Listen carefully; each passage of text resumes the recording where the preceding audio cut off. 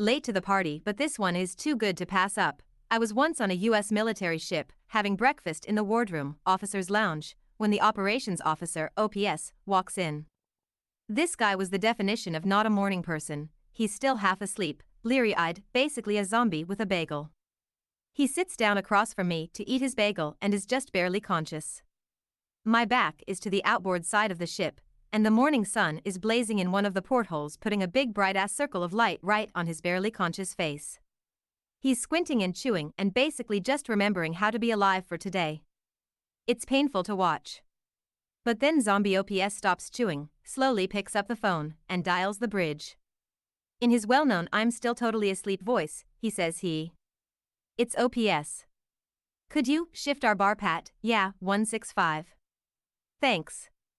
And puts the phone down. And then he just sits there. Squinting. Waiting. And then, ever so slowly, I realize that that big blazing spot of sun has begun to slide off the zombie's face and onto the wall behind him. After a moment it clears his face and he blinks slowly a few times, and the brilliant beauty of what I've just witnessed begins to overwhelm me. By ordering the bridge to adjust the ship's back and forth patrol by about 15 degrees, he's changed our course just enough to reposition the sun off of his face. He's literally just redirected thousands of tons of steel and hundreds of people so that he could get the sun out of his eyes while he eats his bagel.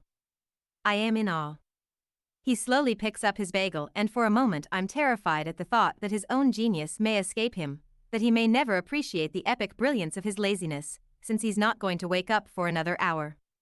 But between his next bites he pauses, looks at me, and gives me the faintest, sly grin, before returning to gnaw slowly on his zombie bagel.